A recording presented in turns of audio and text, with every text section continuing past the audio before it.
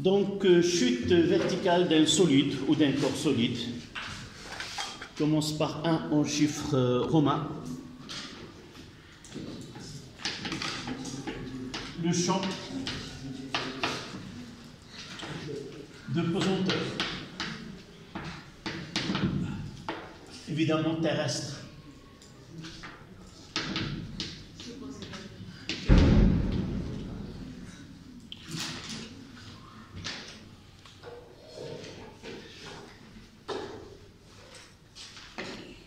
Le champ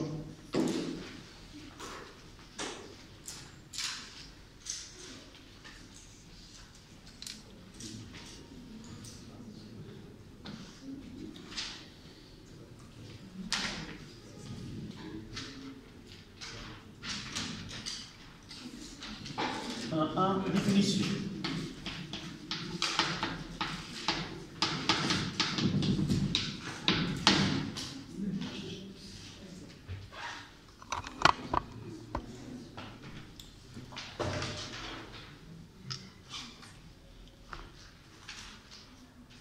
Ça y est. Je ne sais pas si l'année dernière, vous avez étudié le champ magnétique. Il y a une chose. Je n'ai rien compris du champ magnétique l'année dernière. Si on aura besoin, on en parlera. On traitera par la suite le mouvement d'une particule dans un champ magnétique et on reviendra. Mais vous l'avez étudié. Oui. Comment peut-on définir un champ d'une façon générale? C'est quoi un champ?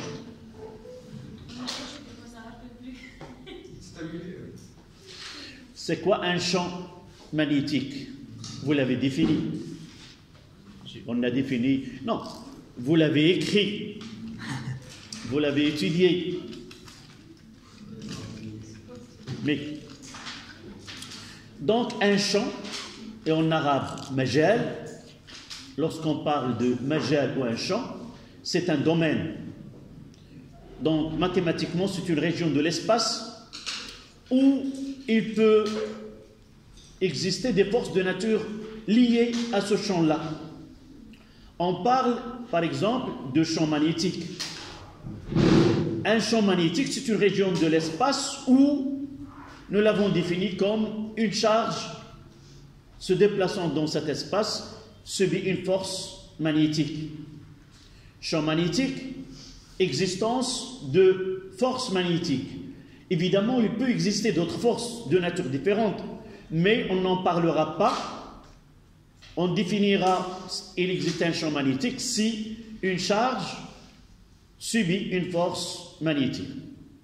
Aussi, on parle de champ électrique. Un champ électrique, c'est une région de l'espace où chaque charge ou un corps chargé subit une force de nature électrique. C'est une interaction entre charge et charge. Mais pour un champ magnétique, une charge qui est en mouvement.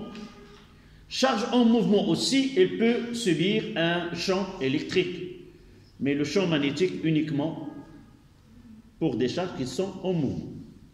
Donc, j'ai gardé le champ de pesanteur et champ d'attraction pour la Terre pour la suite. Donc, d'une façon générale, dans une région de l'espace où certains types de forces peuvent se manifester, on nommera cette région de l'espace ou ce domaine-là comme un champ. Si la force est de nature gravitationnelle, c'est un champ de gravitation terrestre ou un champ de pesanteur. On parlera quelle est la différence entre un champ de gravitation et un champ de pesanteur. Donc, il ne faut pas faire une confusion entre champ et force. D'abord, les forces, les deux grandeurs ont des unités différentes, donc on ne peut pas dire qu'elles sont de même nature, puisqu'ils n'ont pas la même unité. Par exemple, pour le champ magnétique, l'unité est le Tesla. Pour la force magnétique, l'unité est le Newton. Donc on ne peut pas les confondre puisqu'ils ont des unités différentes. Donc on parlera de champ de pesanteur. D'abord on parlera des interactions gravitationnelles. Ce sont des forces qui s'exercent entre des corps uniquement parce qu'ils ont une masse. Et cette force-là, elle est liée à la nature matérielle de ce corps-là. Donc, entre deux masses s'exercent des forces gravitationnelles. Même intensité, vous l'avez étudié en tronc commun, mais on reviendra par la suite lorsqu'on traitera le mouvement d'une satellite autour de la Terre ou d'une planète autour du Soleil, et ainsi de suite. On verra ceci par la suite. Donc, en résumé, on parle d'un champ gravitationnel, c'est le champ que crée la Terre autour d'elle-même.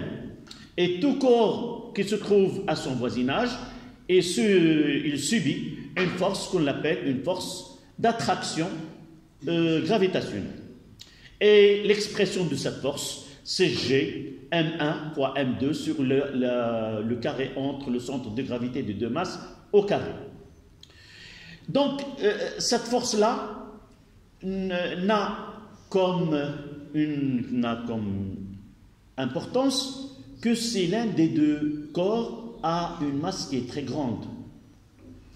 Je ne peux pas dire qu'il y a une force attractive entre moi autant qu'une masse qui est, je ne sais pas, ça fait longtemps, par exemple 75 km, avec une autre personne de 100 kg.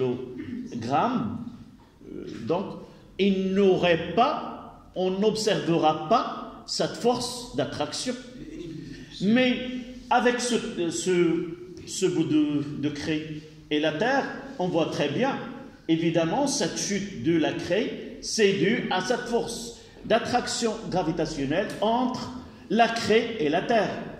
Tant que une des deux corps a les dimensions d'une planète ou autre, une étoile ou autre, on peut observer l'effet de cette force.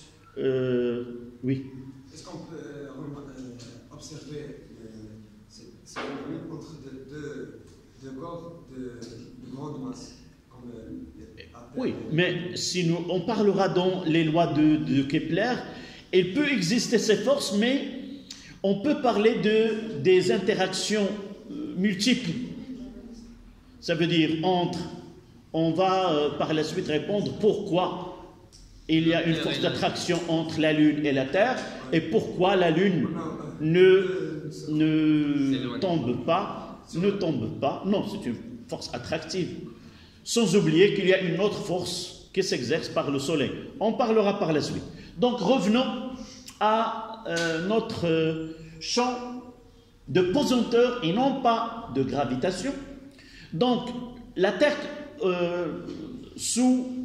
telle qu'elle est, en mouvement autour d'elle-même et en mouvement autour du Soleil, le champ qu'elle crée dans cette situation, on l'appelle le champ gravitationnel. Mais lorsqu'on néglige la rotation de la Terre autour d'elle-même et on considère que la Terre autant qu'une masse n'est pas en mouvement autour d'elle-même, dans ce cas-là, ce champ de gravitation, en réalité qu'on l'appelait, on le donnait comme ça, G, lorsqu'on considère que cette rotation elle est négligeable, on ne tient pas compte, on parlera de ce G que vous connaissez. Vous connaissez celle-là, c'est celle de la pesanteur, et celle-là, c'est celle de la gravitation. D'accord? Donc, la rotation autour d'elle-même fait une différence entre un champ de gravitation et un champ de pesanteur. Donc, pour nous, dans notre programme, on parlera de champ de pesanteur uniquement en considérant que la rotation de la Terre autour d'elle-même n'a pas d'importance dans notre étude. Oui. On va prendre l'intensité de pesanteur. Oui, on parlera de G. Et vous nous connaissons que G, on verra la relation. On parlera par la suite. D'accord? On donnera l'expression que vous avez déjà vue en tronc commun. Non, avec la constante de gravitation universelle, la masse de la Terre et la distance dans laquelle on va. Donc, définition. À la ligne, s'il vous plaît.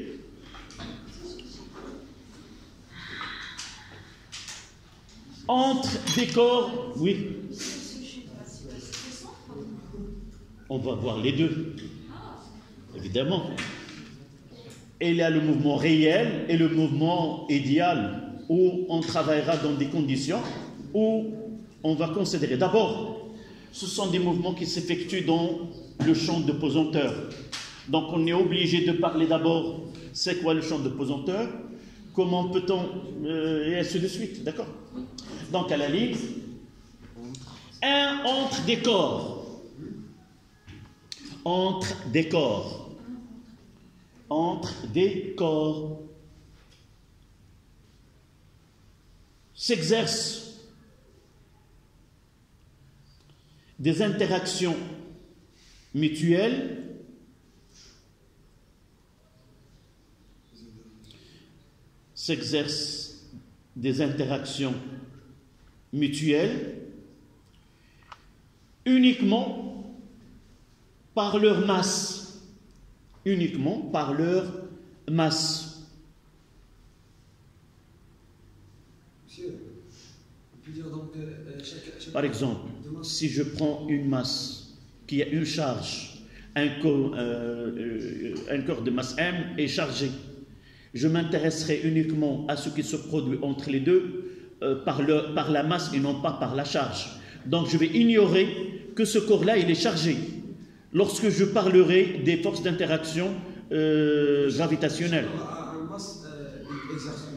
Oui, elle exerce et je parle des interactions mutuelles.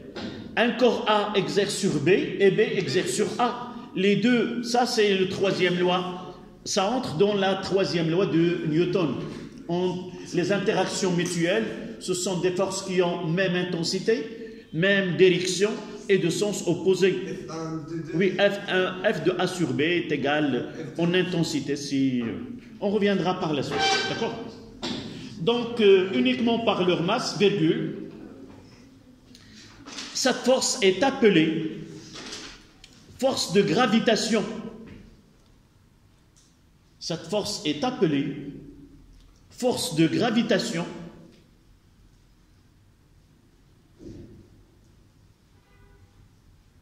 lorsque l'un des deux corps est la Terre. Lorsque l'un des deux corps est la Terre. À la ligne, vous allez écrire que ce M, ce F, et je vais noter de gravitation, est égal à G fois grand M de T fois petit m sur D carré, porté par un vecteur Q. Là, un corps de masse M.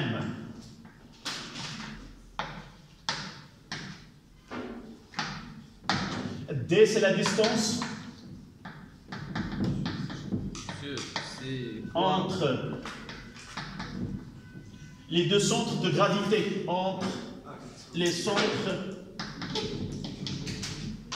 de gravité au centre d'inertie de la Terre des deux corps. Monsieur, le corps de masse M. Toi, moi, une table. Qui est le corps de masse M? Une maison, comment? Là-bas, dans la relation. Oui, je vais faire un schéma pour... là, c'est la Terre. Je prendrai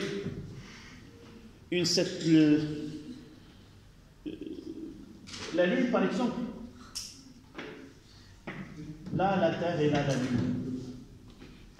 D, c'est celle-là.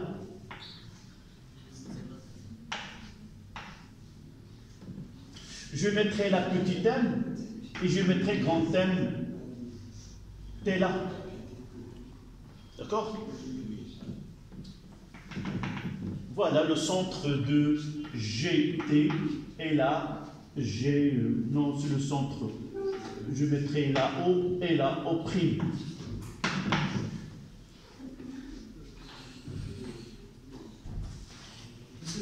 Oui. Un vecteur unitaire, par exemple, celle-là, je vais mettre. Voici F, G par exemple, ce que subit F, G, là. Et le vecteur unitaire. Monsieur, c'est quoi grand G? C'est la constante de gravitation universelle. Voilà U. Là, je mettrai pour être. Là, c'est F de T sur L. Et je mentionnerai l'autre. Là, c'est F de L sur T. D'accord? C'est un vecteur unitaire. Pour écrire une grandeur vectoriellement, je dois utiliser un vecteur unitaire. Et de là, on parlera de G.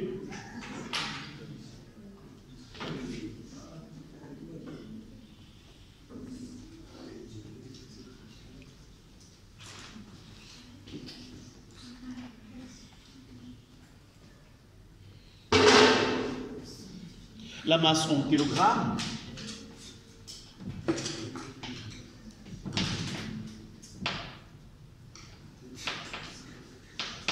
D, là c'est en mètres au carré.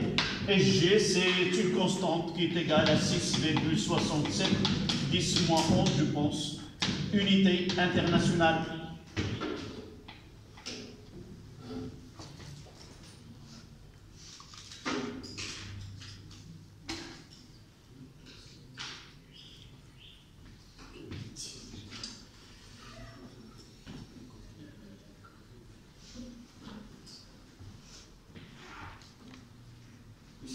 Oui. C'est une constante. Oui. Non, on en parlera de petit g tout juste après l'écriture de cette relation-là. Monsieur, quel est le minimum différence de masse pour qu'il se produise un champ? Non, on parlera pour un champ de pesanteur pour des planètes. Pourquoi moi et par exemple tu n'as pas un champ? Pourquoi tu n'as pas un champ? Oui. Il suffit de calculer là, c'est simple. On va parler de l'intensité de champ de pesanteur d'un corps de masse donnée. On va essayer de calculer cette masse, cette force que tu exerces sur un autre corps. On verra que c'est impossible de la détecter par un appareil de mesure, tout simplement. Mais si tu veux ton champ, tu peux le calculer, le garder à une distance donnée. Théoriquement, tu as un champ et personne ne gravitera autour de toi. Comme chaque corps a une masse 1. Oui, mais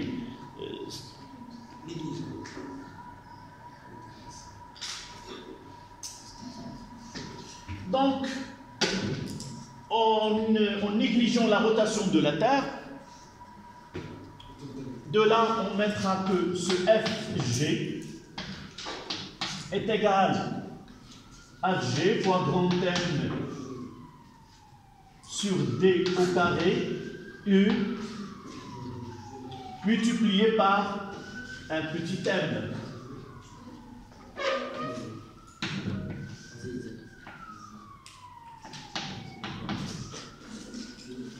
Voilà, sur D carré.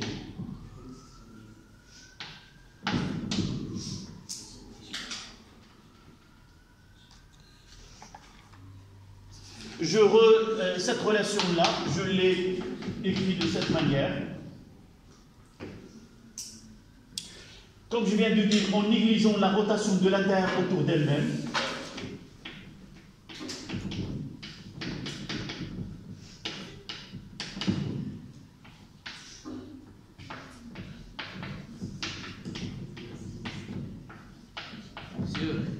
Oui. C'est quoi l'unité de... Il suffit de mettre l'équation dimension. L'unité de grand G. Oui, il suffit de mettre, si tu veux, on en parlera tout à l'heure. D'accord? Donc, rotation de... C'est pour cela, dans les exercices, on donne sa valeur en UI. C'est pas le mètre, le kilogramme. On verra, si tu veux, son unité par la suite. C'est pas difficile. Donc, on parle de champ, de pesanteur. D'accord? On parle de champ de pesanteur et non pas de gravitation. Le champ gravitationnel, c'est ce que produit la Terre autour d'elle-même, telle qu'elle est, avec toutes ses... sans simplification, sans négliger aucun phénomène. Donc, et pour cela, on parlera de petit g. Et de là, on fera ce fg est égal à 1 fois g. Et de là, on tire que ce g, en réalité, c'est grand G fois grande taille de la Terre sur d au carré, un point donné pour t par U. Sans la petite n. Comment? Ah, Oui, oui, non, oui. voilà, là c'est la force de pesanteur, et là c'est le champ de pesanteur. Ça, on l'appelle le poids. Et là, le vecteur champ, le vecteur champ de pesanteur.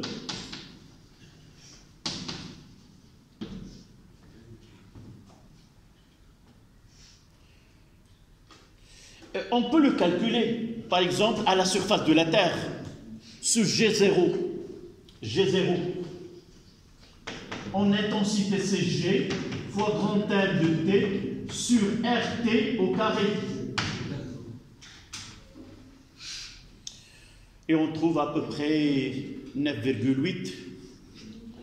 La masse de la Terre, c'est 6, je pense, si ma mémoire est bonne. C'est 6 fois 10 à la puissance 24 fois G 667 10 moins 11. Le rayon de la Terre à peu près 6380 km. Et on peut calculer et estimer cette valeur-là. C'est 9,8 mètres secondes moins 2. Est-ce que vous êtes d'accord avec moi de donner l'unité à G mètres secondes moins 2? Est-ce que j'ai le droit?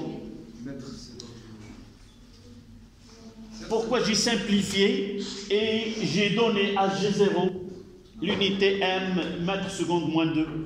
On le verra tout à l'heure, mais qu'est-ce qu'on a ici? Une force est égale à M fois G. D'après la loi de Newton, deuxième loi, qu'est-ce que nous avons écrit? F est égal à quoi? Somme des forces est égale MA. C'est quoi A? Donc on peut identifier G comme une accélération. On lui donne mètres secondes moins 2. Physiquement, d'après les lois de la physique, d'après l'équation dimension des relations. Donc là, donc si tu veux maintenant, si tu veux déterminer l'unité de G, ça sera facile maintenant. Est-ce que tu as fait les calculs? Tu veux... C'est quoi RT? RT, c'est le rayon de la Terre. Oui, Là, voici les valeurs. RT, c'est à peu près 6380 km. Il faut travailler dans le système international qui est le mètre. La masse de la Terre, je suis 6 à la puissance 24, je pense, kilogrammes. Et G, nous l'avons... C'est 6,67 10 moins 11. Je pense qu'il y a une erreur. D'abord, il faut, n'oublie pas le carré. Ah, d'accord. Ici, ça sera, RT, ça sera 6,38, 10 à la puissance 3, et 3, c'est 10 à la puissance 6. En mètres. Et là, on gardera en kilogrammes. Par équipement. D'accord?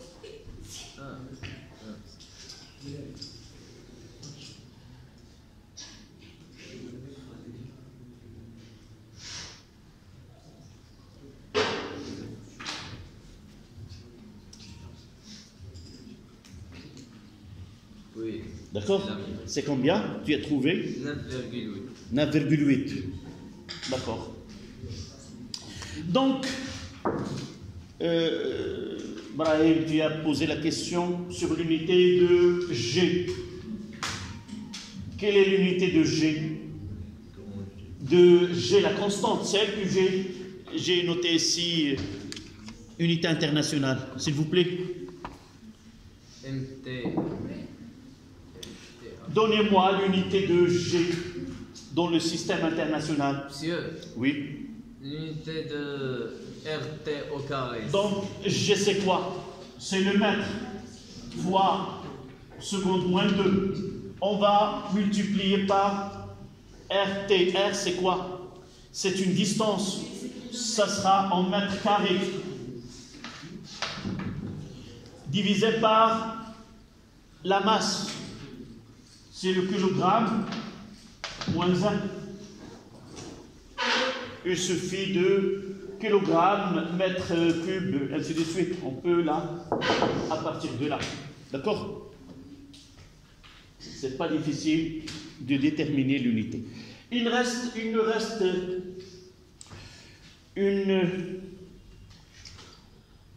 un 2. Caractéristique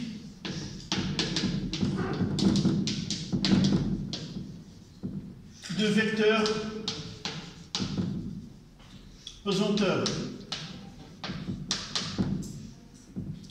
Les caractéristiques du vecteur pesanteur.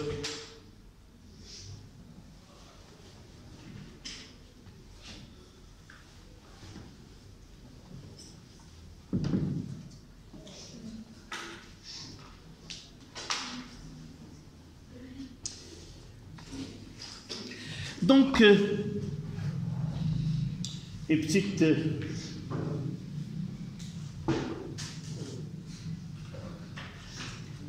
je reviendrai à ce lien entre champ et force. Généralement, le vecteur champ, il nous donne toutes les informations sur cette région de l'espace. Ça veut dire, connaissant les caractéristiques de ce vecteur champ, on peut quoi? On peut connaître les forces qui s'exercent dans cette région de l'espace. Donc, pour nous, ce vecteur, les caractéristiques, d'abord la direction, c'est la verticale par rapport, généralement. La verticale de lieu par rapport. Oui. Généralement, en réalité, si on prend la Terre comme ça, là c'est G comme ça.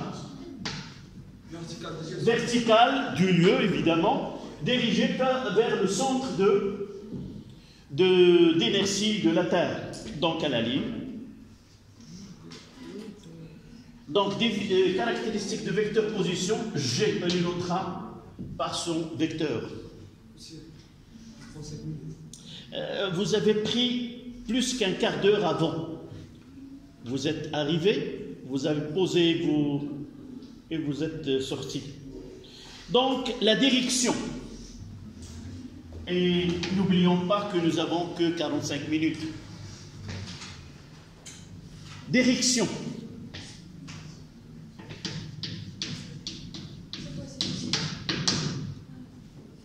On est un de les caractéristiques de vecteur position.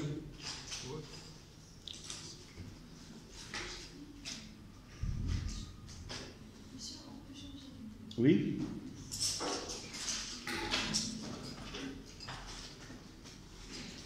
Je peux mettre les rideaux.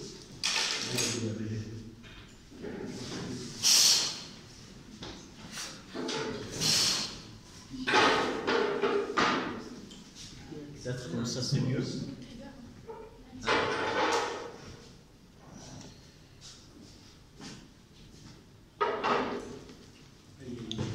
Donc la verticale, vous écrivez direction. La verticale passant par le centre d'inertie du corps solide. Direction, 2 points. Oui. Direction, 2 points. La verticale passant par le centre d'inertie du corps solide.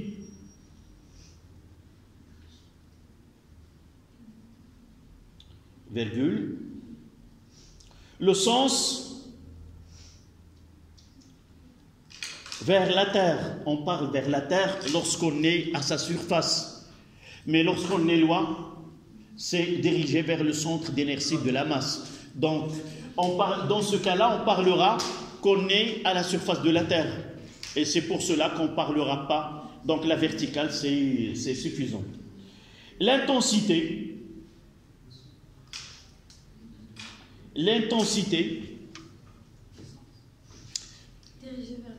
dirigée vers la Terre, et si vous voulez plus de précision, vers le centre d'inertie de la Terre.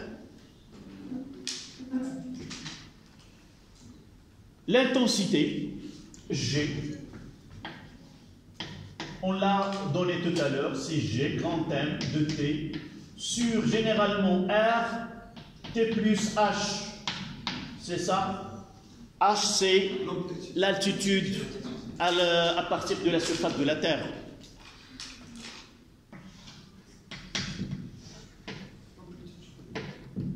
Là, c'est R. Et là, c'est H. On reviendra par la suite.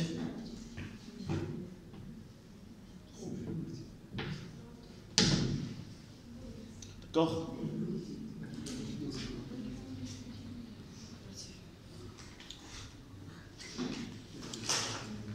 À la ligne.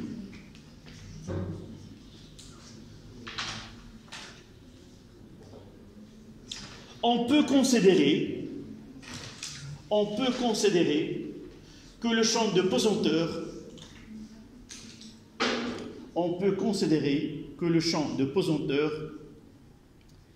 est localement uniforme. On peut considérer que le champ de pesanteur est localement uniforme, c'est-à-dire à des altitudes qui n'est pas très, très hautes, de moins d'1 kilomètre par exemple, et dans une région, on ne peut pas faire une mesure dans une région donnée et changer, parce que ce G échange en allant de l'équateur vers les 2 pôles. Pourquoi? Tout simplement parce que ce RT n'est pas, oui, échange. Elle est plus grand à l'équateur et plus petit pour les 2 pôles. Et par suite, où G a la plus grande valeur? Oui. Les pôles. Oui. Et là, il est très grand, donc petit. On verra ceci par la suite. Cette différence-là, elle va donner une idée à l'homme. S'il veut lancer des satellites, il doit avoir une station qui est située où? Près de l'équateur. Donc la plupart des stations, c'est pour économiser de l'énergie. Donc cette champ de pesanteur, elle est un peu faible à l'équateur. C'est pour cela qu'on fera ceci. Donc, dans nos exercices, là où il y a le mouvement dans un champ de pesanteur, lorsque les altitudes ne sont pas très hautes, on considérera que G, elle est uniforme, elle garde la même intensité dans cette partie d'étude. Maintenant, on passe à 2, c'est étudier les forces qui s'exercent. Donc, 2 en chiffres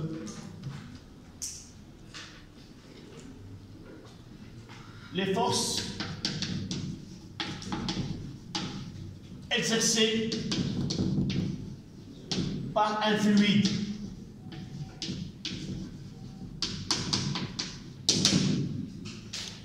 Force exercée par un fluide.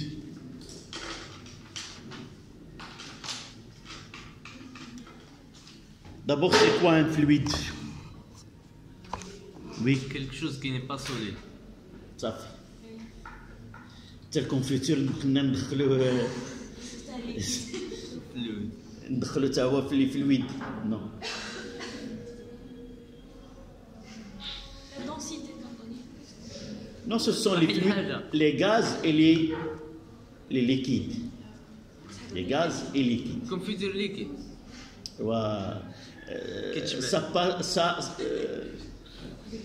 هذا خصنا نتكلموا على شي شيف ديال الكوزينه يقول لنا شنو لا روسيت ديالهم مناش مكون الى غير ذلك. وي ساهل وعينا ما نصوبوه. دابا الفريز مازال ما رخصت. ملي كترخص ديك الساعات المغاربه كاملين كيصوبوا كونفيتير. Donc un fluide c'est un corps qui peut être soit gaz, soit liquide. Et nous allons étudier le mouvement des corps dans des fluides, soit dans l'air par exemple, soit dans un liquide. Et pour cela, on est obligé de connaître les interactions, les forces qui s'exercent sur un corps solide, en mouvement dans un fluide. Donc à la ligne, vous écrivez. Il n'y a pas de petit 1. Oui, de 1, on mettra définition.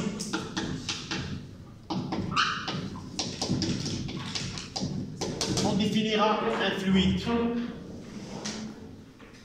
En arabe, c'est quoi un fluide? Al-mawa'i'. Ma'i', c'est le fluide. Donc, définition. On appelle fluide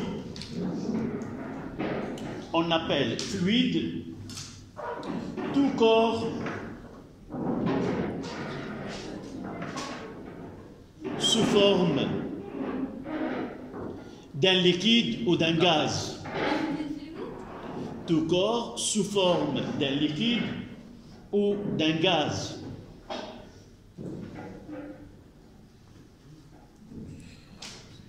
Lorsqu'on parle d'un fluide, on parle de la fluidité. C'est quoi la fluidité? Monsieur, le degré de fluidité, c'est celui qui sépare de confiture des fluides. Donc, l'arabie, c'est quoi? معامل لزوج. Le zouj. Fluide, comme adjectif, c'est l'azige. Donc, il y a un coefficient qui caractérise chaque fluide. Par exemple, la façon avec laquelle est-ce qu'il trouve des difficultés à s'écouler. Par exemple, l'huile avec l'eau, avec le miel. Donc, il y a une différence de l'écoulement de ce corps. Et pour ce, on verra dans un exercice comment peut-on déterminer ce coefficient-là pour une huile ou pour un liquide donné. Donc, de 2.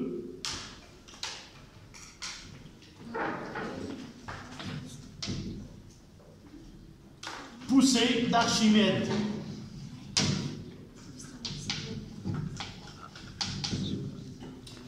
Poussée d'Archimède. دافعة أرخميدس. Et vous connaissez quelque chose à propos de ce... C'est un grand savant. Ce qui a fait... C'est un militaire d'abord. Celui qui a essayé d'utiliser les rayons solaires et focaliser cette énergie pour brûler des navires.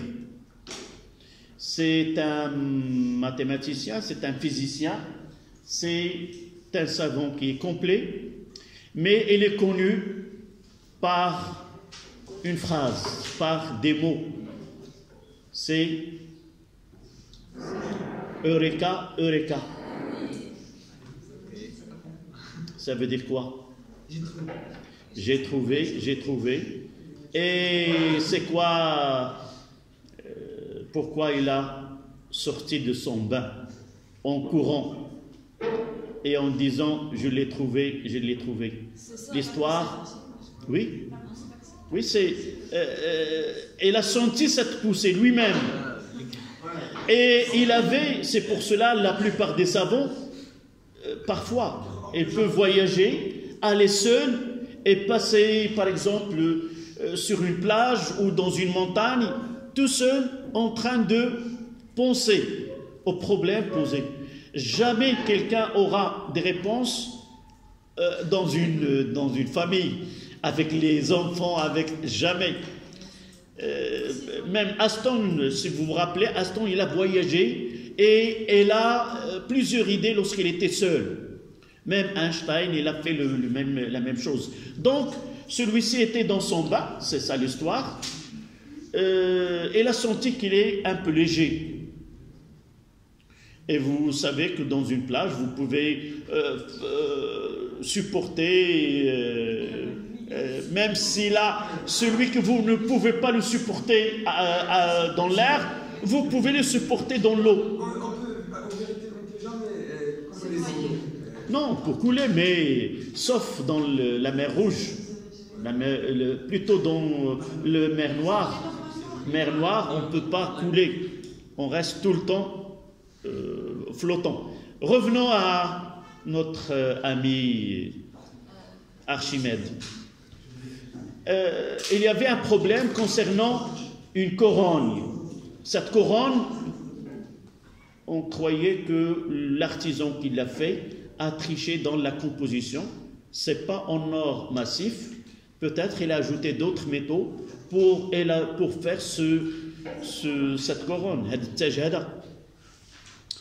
Le concerné, il n'a pas voulu qu'on détruise cette couronne pour connaître si elle est authentique ou si elle est truquée. Et il a posé la question à tout le monde. Qui peut savoir, sans abîmer cette couronne, qu'elle est vraiment de l'or? On savait qu'on va voir par la suite, d'après l'expression de cette force, il y a la masse volumique de liquide et on peut déterminer l'authenticité de cette couronne. Je vous laisse chercher vraiment, est-ce que cette couronne, elle a été truquée ou en or massif? Répondez-moi la prochaine fois. Cette histoire, je l'ai donnée en exercice, ça fait plus que 12 ans, en tronc commun. Et je ne rappelle pas de la fin de l'histoire. Vous pouvez me le dire la prochaine fois. Donc, tout corps solide, dans un fluide, il subit une force, on l'appelle poussée d'Archimède. Cette force-là, elle est toujours verticale. Lorsqu'on est dans un liquide, elle est verticale. Son intensité est égale au poids de liquide déplacé. C'est-à-dire, je vais essayer de faire, même si je n'aurai pas cette... Je vais essayer, s'il y a là une petite masse, je ne sais pas où je l'ai mise. Celui-là, il est très... Par exemple, celui-là. Le voici, voilà. Mais il ne va pas flotter. Ça, c'est en caoutchouc. Voilà. Cette masse-là. Et je vais mettre là. Une fois que je fais, il y a de l'eau qui va se déplacer. Donc, en prenant cette masse-là, en la déterminant, multipliée par G, ça sera l'intensité de force ou la poussée d'Archimède. Donc, soit qu'on connaît le volume, on est obligé de connaître la masse volumique, et cette masse-là déplacée, c'est ρ fois V, ce volume déplacé. D'accord? Donc, à la ligne, vous écrivez, la poussée d'Archimède résulte des forces pressantes. La force d'Archimède résulte des forces pressantes. Ça veut dire quoi? Monsieur, la pression. Pression. La poussée. La poussée. En réalité, ça c'est son sens physique. Si je sais maintenant, je vais utiliser ce bouchon-là. Là. Si je vais essayer, la force, elle va le pousser vers le haut. D'accord? Donc, toujours, chaque corps, il se sent poussé vers le haut. On peut dire, on la garde comme nom selon son effet. Monsieur, la force, oui. Par exemple, pour que l'avion se déplace pour le... Là, c'est autre chose. La force, il y a d'autres forces qui s'exercent. Autre que cette poussée d'Archimède, c'est pas très... On verra quand est-ce qu'on va tenir compte de cette force de poussée d'Archimède où on peut la négliger. Monsieur, quand il y a quelque chose, une personne qui chute oui. d'un avion... Avec parachute ou sans oui, parachute? Avec parachute. Oui. Il y a la poussée d'Archimède. Quand il... écoute, là, la poussée d'Archimède qui s'exerce. N'oublions pas que ça, c'est une force qui est associée par le vent sur... Oui. Mais là, c'est une force qui est pressante. Pour moi, dans ce cas-là, elle me presse sur tout le corps, là. Elle s'exerce sur tous les points du corps, oui. À l'intérieur. Mais dans le cas d'elle, il y a une force qui s'exerce vers l'eau. Donc, on continue la phrase.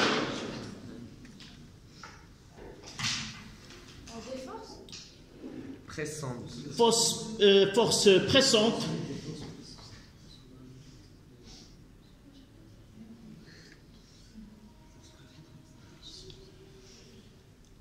Qui s'exerce, force pressante, s'exerçant sur toute la surface d'un corps, sur toute la surface d'un corps en contact avec un fluide. Sur la surface d'un corps en contact avec un fluide.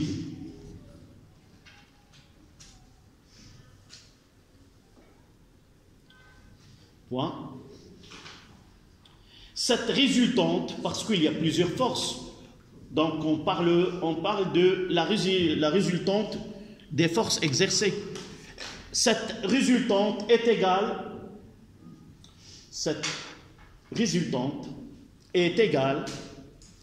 et opposée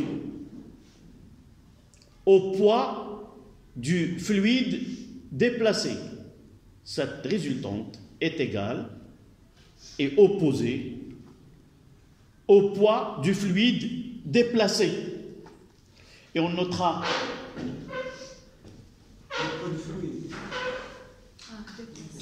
du fluide déplacé.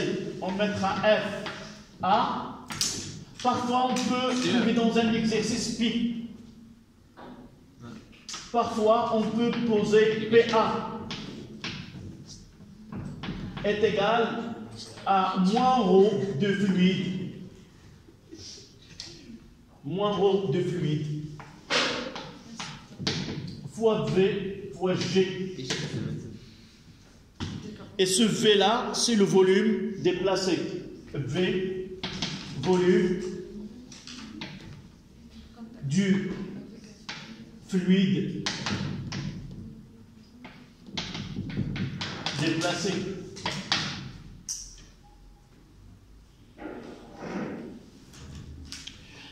Dans ma position maintenant, je subis l'action de l'air sur mon corps. Pour connaître ce volume-là, il suffit de faire quoi? De faire la même chose.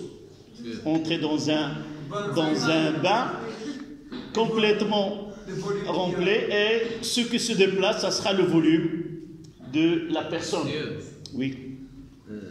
Dans la phrase, cette résultante est égale et opposée au poids des fluides déplacés. Oui. On fera un petit schéma.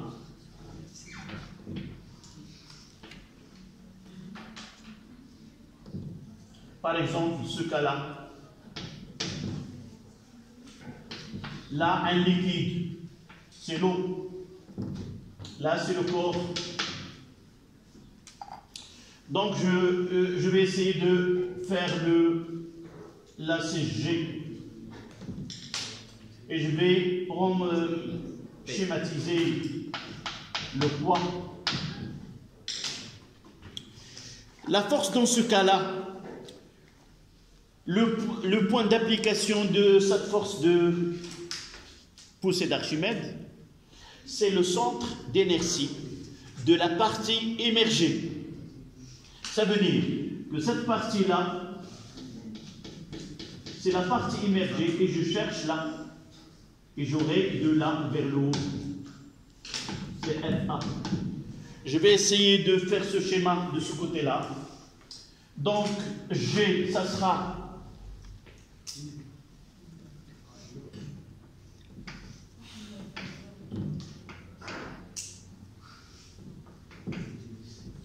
l'ACP.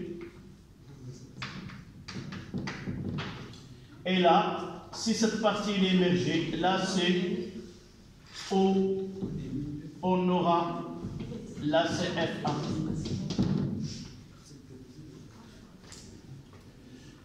D'accord? Si uniquement une partie est émergée. Mais si le corps est totalement émergé, les deux forces P et FA ont le même point d'application qui est G. N'oubliez pas ça.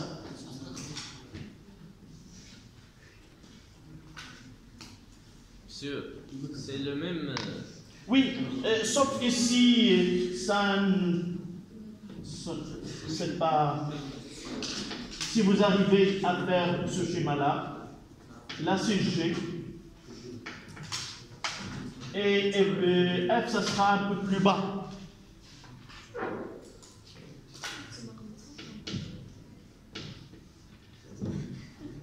C'est ça. Généralement, dans ce cas-là, c'est un corps qui est soumis à deux forces. C'est difficile. Là, sur le tableau, j'arrive à le faire vertical. Mais en réalité, c'est difficile de le maintenir en vertical comme ça, parce qu'on parlera d'un équilibre qui est instable. Un équilibre qui est instable, lorsque G est au-dessous de cette force-là, en touchant, elle va subir un couple de forces, si vous voulez, elle va tourner soit de ce côté-là, soit de ce côté-là. Si l'équilibre est stable, c'est que dans certains cas en équilibre, c'est totalement émergé, on a les deux. Les deux ont le même point d'application. Mais ceci, on l'étudiait auparavant, tronc commun. Nous n'avons pas besoin maintenant. Donc on passe, donc en résumé,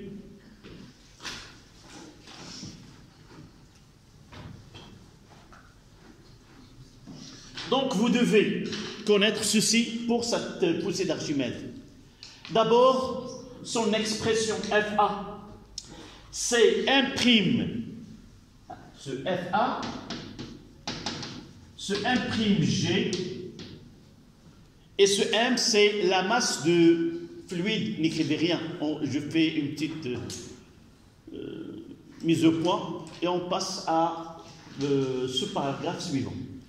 Donc, en résumé, parce qu'on vous demande de calculer l'intensité de cette force. Et pour la calculer, je dois connaître d'où vient cette... Soit qu'on a la masse de liquide déplacée, et c'est rare qu'on vous donne la masse de liquide déplacée. Si nous avons la masse, il suffit de faire la multiplication de M', cette masse déplacée, fois G, et nous avons l'intensité de cette force.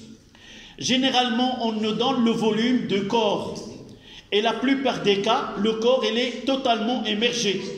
C'est totalement émergé, le volume déplacé et le volume du corps solide. Et on aura comme intensité, c'est ρ de liquide fois V fois G. Et n'oubliez pas que maintenant les caractéristiques de cette force. L'intensité, nous venons de le dire. La direction, c'est la verticale. Le sens dirigé vers le haut. Et le point d'application, c'est le centre de gravité du corps, s'il est totalement immergé. Sinon, c'est le centre d'inertie de la partie émergée. Vous n'avez pas à faire le calcul. Tout simplement, vous allez déplacer vers le F vers le bas et mentionner que nous n'avons pas le même point d'application si le corps n'est pas totalement émergé. D'accord? Voilà la force de poussée d'Archimède. On passe à les forces de frottement fluide. C'est 2, 3. 2, 3.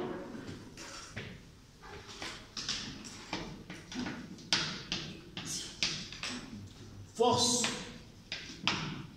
de frottement fluide.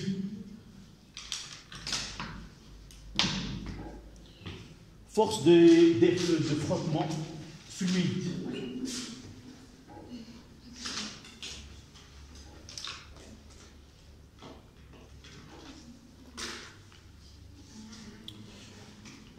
La différence entre cette force, la résultante, donc dans les deux cas, on parle d'une action qui est,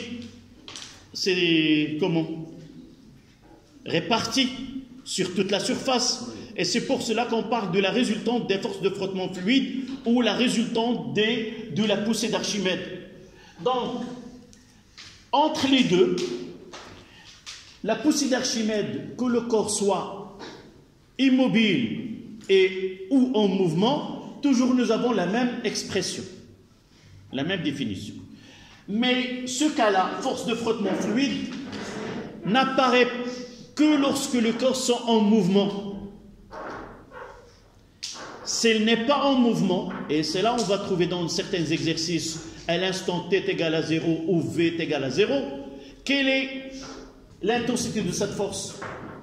Elle sera 0, nulle, parce que le corps n'est pas en mouvement, parce qu'il a une relation avec la force, avec la vitesse avec laquelle il se déplace. Pour nous, cette force dépend de la nature, dépend de liquide et le corps qui est en mouvement, et aussi dépend de la vitesse avec laquelle ce corps-là se déplace dans le fluide. Avec des vitesses qui sont basses, en quelques centimètres par seconde, on a une relation qui est proportionnelle. Ce F comme intensité est égal à K fois V. Mais lorsque la vitesse est grande, on parlera de F est égal à K fois V à la puissance N. Il peut être K fois V à la puissance 2, ou à la puissance 3, ou à la puissance 4, ou il peut être la somme des plusieurs, par exemple KV plus KV2, et ainsi de suite. D'accord? Notre problème qui va apparaître dans l'étude suivante, c'est que la réalité, on ne le sait pas. Donc là, on parle des forces de frottement, d'intensité F est égale à K fois V, ou K fois V carré, ou autre. Mais l'objectif de cette leçon, de cette étude-là, c'est de faire une approche, essayer d'approcher à quelle est l'expression de cette force de frottement fluide qui s'exerce sur un corps. On ne le sait pas à l'avance. Donc on fait une étude et on essaie de faire une étude expérimentale qui nous donne quoi? Elle va nous donner la réalité. Et on va faire une étude qui est une simulation. On va essayer de dire que la force de frottement est de K fois V. On va faire notre étude, faire la représentation et par la suite comparer. On va dire, voilà, la réalité dans cette étude, c'est que cette force de frottement est vraiment égale, c'est son intensité K fois V. Dans certains cas, on peut avoir deux approches. Dans une partie, le comportement de cette force est de K fois V, et dans une autre partie de l'étude est de K fois V, K fois V carré. C'est-à-dire quoi? On fait la réalité, on trace, et on trace les deux courbes. Courbe K fois V, et l'étude avec K fois V carré. Lorsqu'il y a une intersection entre la réelle avec K fois V, on dira que dans cette partie-là, de là à là, on a une étude, la force est K fois V.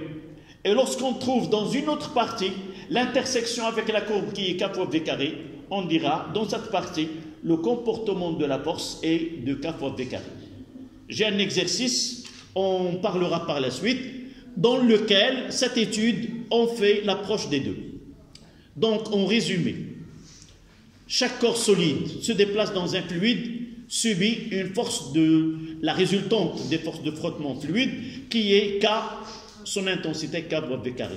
Et toujours sa direction est celle de V et le sens elle est opposée parce que c'est une force de frottement. Donc toujours elle est opposée au mouvement. Donc vous notez, lorsqu'un corps solide se déplace dans un fluide, lorsqu'un corps solide se déplace dans un fluide, il subit des forces de frottement, il subit des forces de frottement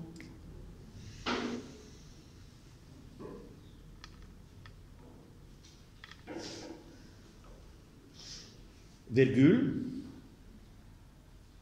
Cette force-là, cette force possède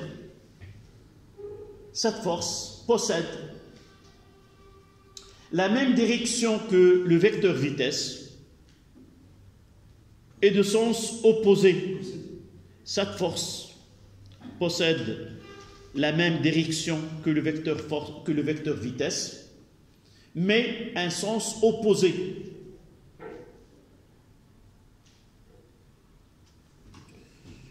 Point à la ligne. D'une façon générale,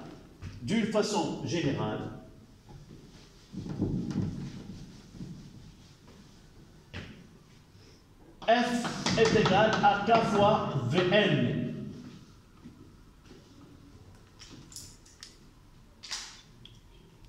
Monsieur, oui. On prend n est égal à 1 dans les... On va faire. Pourquoi lorsque la vitesse V est de l'ordre de quelques centimètres, V en quelques centimètres par seconde. Dans ce cas-là, n est égal à 1 et F est égal à K fois V. Cet écoulement, ce mouvement-là, on l'appelle le régime laminaire.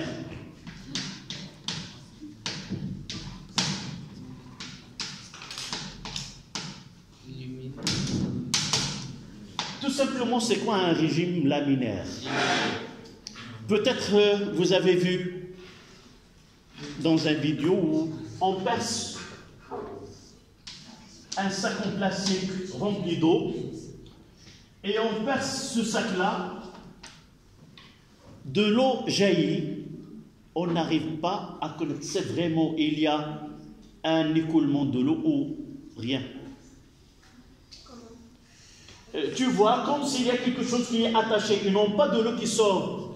Tu n'arrives pas, l'eau n'est pas tourbillon, il n'y a pas, par exemple, à la maison, lorsque vous ouvrez, de l'air il passe, l'écoulement, parfois on peut régler le débit et on voit comme c'est un fil, on ne peut pas dire qu'il y a vraiment, d'accord? Ça c'est le régime laminaire.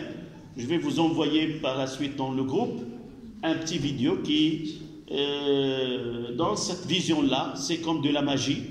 De l'eau quitte le sac sans qu'on aperçoit vraiment il y a un écoulement, comme c'est quelque chose qui est soudé ou attaché à ce sac-là. Monsieur, c'est comme l'expérience qu'on fait un verre en rempli d'eau, puis on fait, c'est quoi, scotch?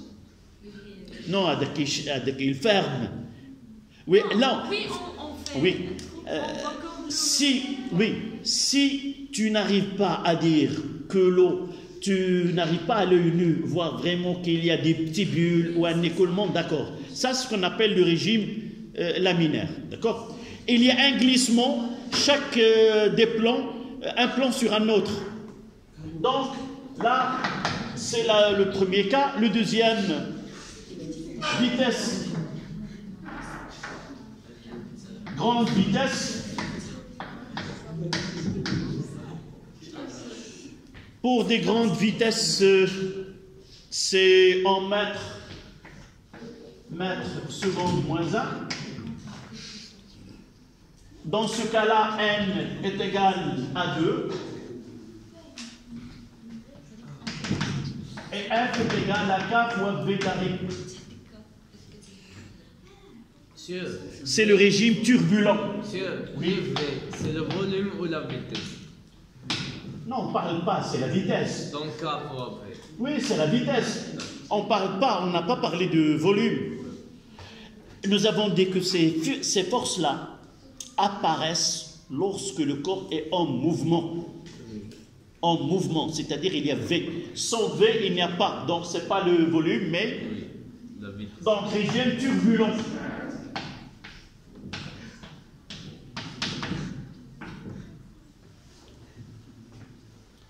C'est le régime turbulent. Je me rappelle bien une vidéo de ce régime-là. C'est un roi avec ses petits qui traversent un lac et vous voyez qu'il trace derrière elle des comme ça. Ah oui, c'est comme en fait un caillou dans l'eau. Oui. Non, là, un caillou, ça donne des ondes mécaniques. Mais là, on voit où un bateau, vu du ciel, on voit qu'il trace derrière lui Oui. Un cône. Monsieur, comme l'avion dans l'air. Oui, c'est le même. C'est un régime qui est turbulent. D'accord?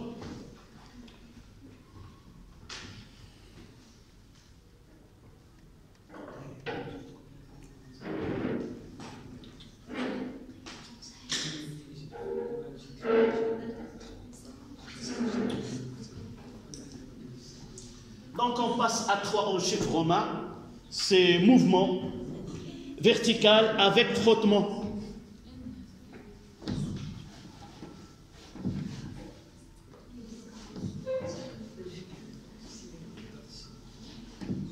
C'est là où commencent les choses sérieuses.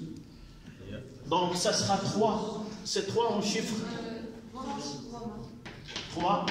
Chute verticale avec frottement.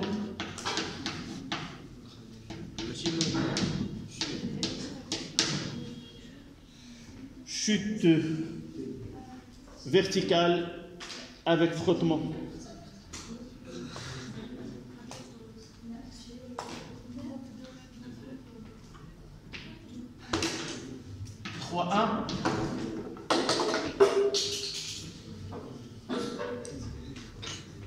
Système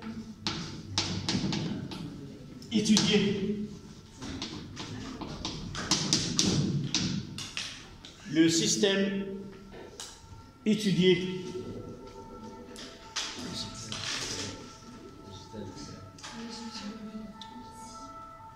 Le corps qu'on va étudier, ça sera une bille de volume V, lâchée dans un fluide, et on va essayer d'étudier ce mouvement-là. Donc à la ligne.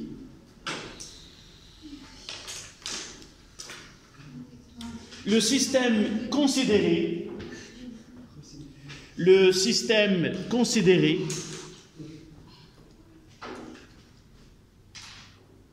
est une bille de volume grand V, est une bille de volume grand V,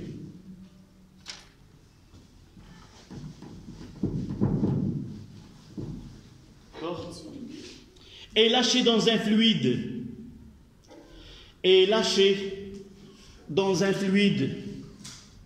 de masse volumique ρ0,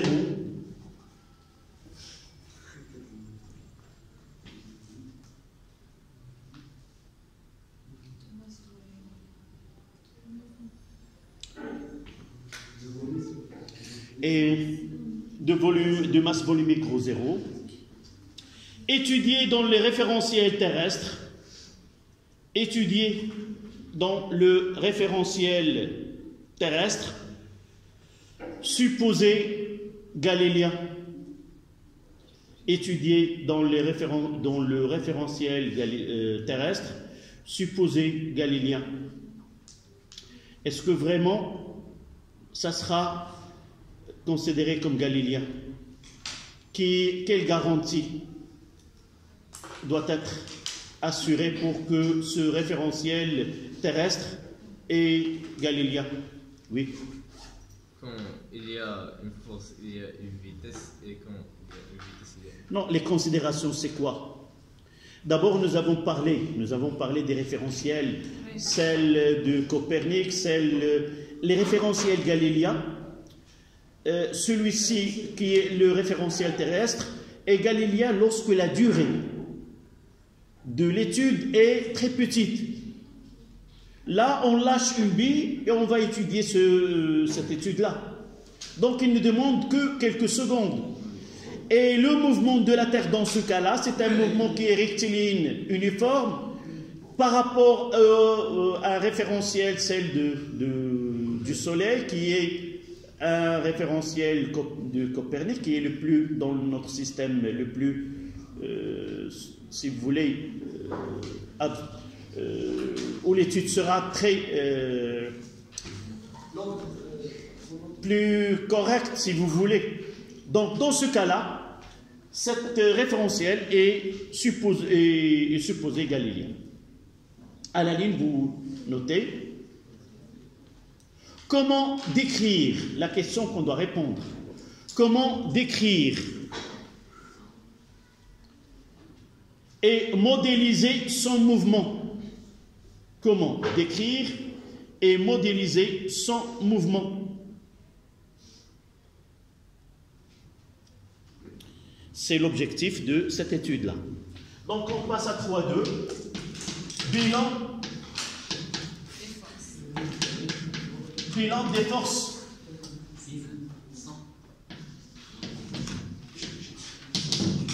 Bilan des forces exercées.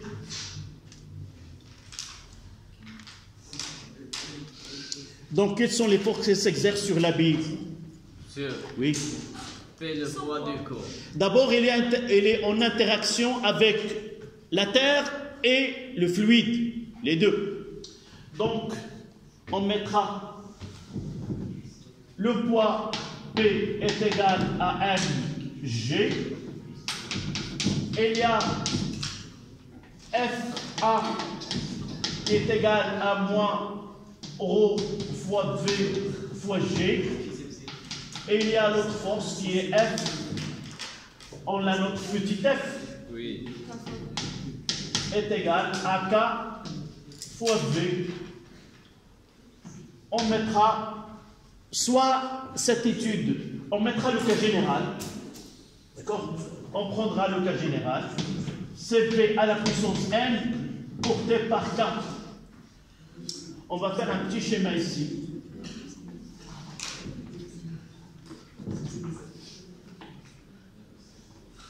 Je vais essayer d'apporter ce dispositif. C'est vraiment... Si j'ai là les clés, oui. Je vais essayer d'apporter ce dispositif.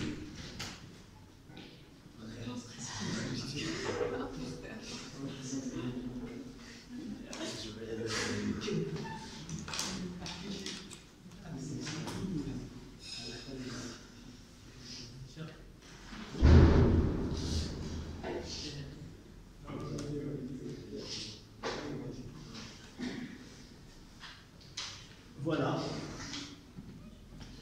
Ce que vous voyez là, c'est... Sauf là, il y a une bille à l'intérieur, je dois avoir un aimant pour maintenir là. On le verra la prochaine fois. Donc, de ce côté-là, à l'intérieur de cette bille-là, en vert, il y a une bille de fer. Et avec un aimant, je la capte ici. En déplaçant l'aimant, elle va... C'est pas une bille de fer. Non, à l'intérieur. La prochaine fois, j'apporterai l'aimant. Oui, peut-être.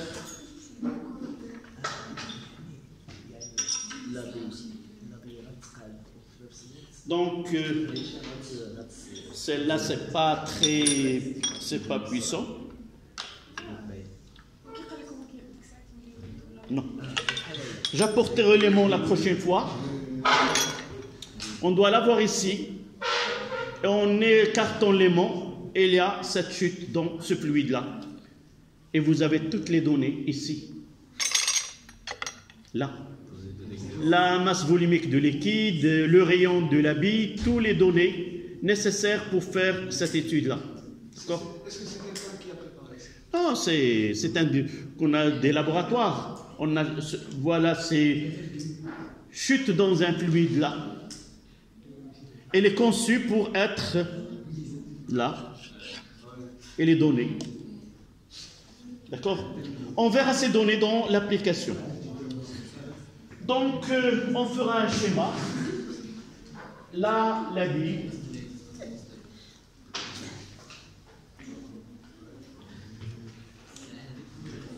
Là, c'est le 0. Là, c'est le vecteur K. Ici, c'est Z. Donc, il y a le poids.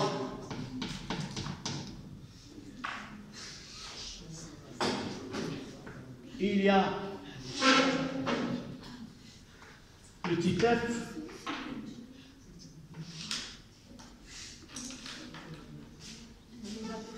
Il y a le FA.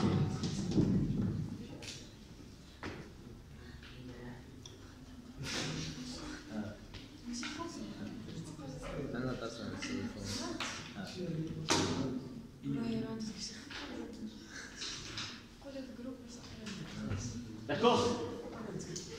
3-3, et peut-être ça sera, s'il vous plaît. Deuxième loi. Deuxième loi de Newton, s'il vous plaît. Et on écrira P plus FA plus petit f est égal à MAG. Voici